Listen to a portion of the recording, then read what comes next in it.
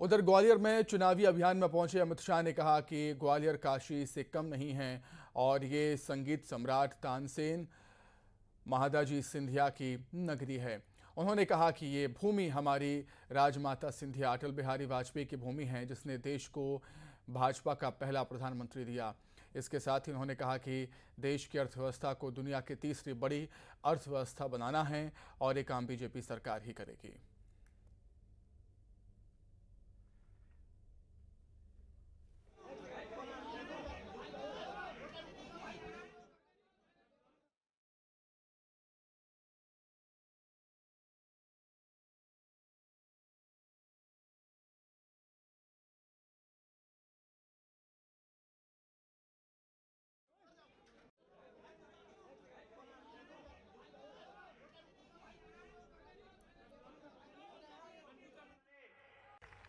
भाई और बहनों, मोदी जी ने ये 9 साल के अंदर पूरी दुनिया के अंदर भारत के तिरंगे को सम्मान दिलाने का काम किया है।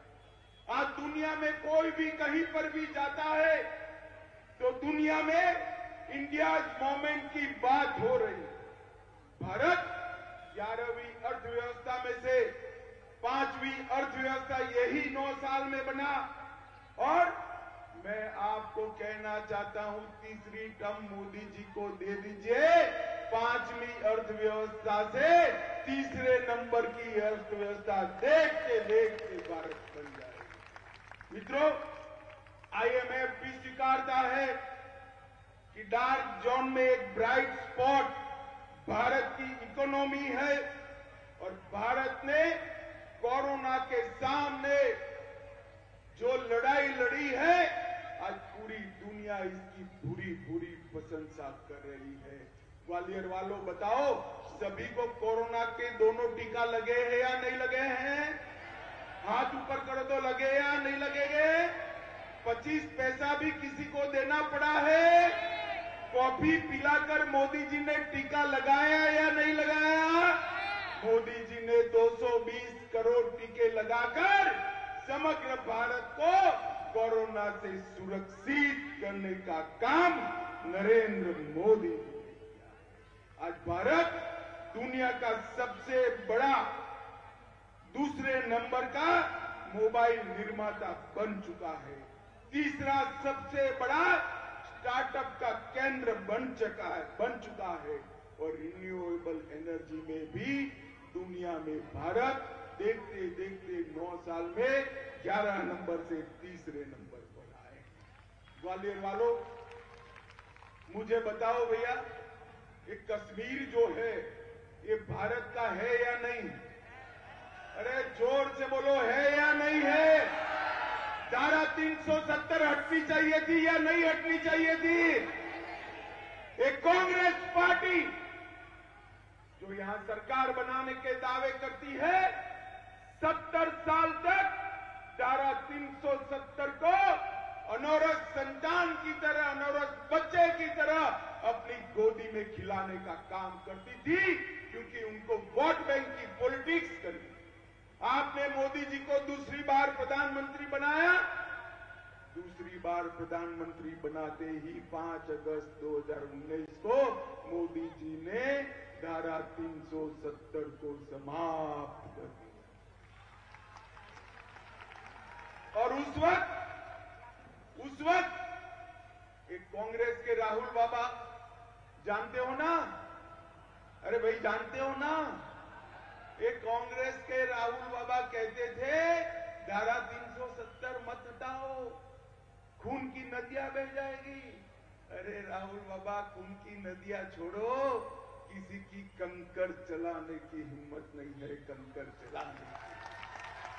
नरेंद्र मोदी सरकार, मित्रों, नरेंद्र मोदी जी ने देश को सुरक्षित करने का काम किया है।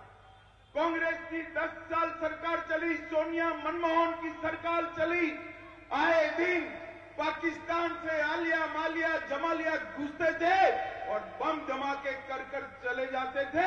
मोनी बाबा मनमोहन सिंह मुंह से उफ नहीं करते थे, उफ नहीं।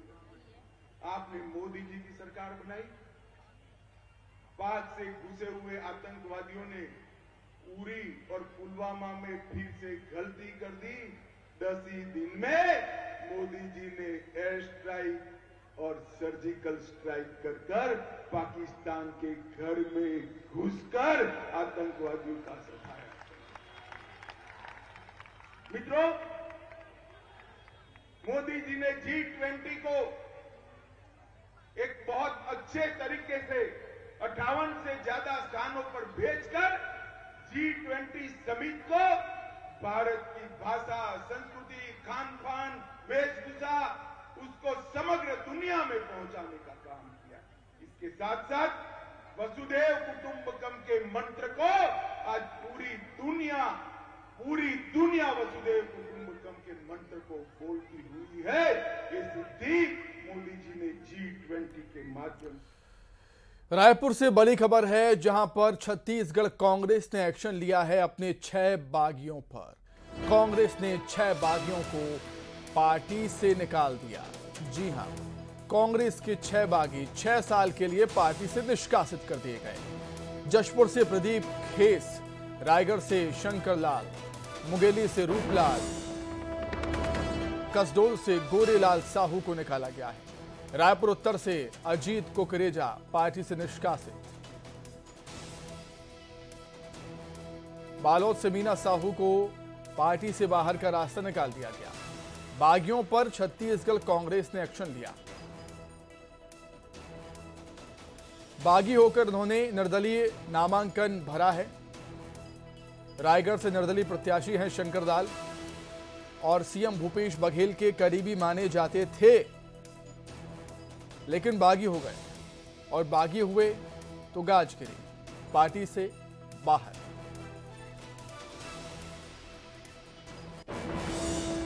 इसी के साथ ही फिलहाल इस बुलेटिन में इतना ही। खबरें लगातार जारी है। नमस्कार।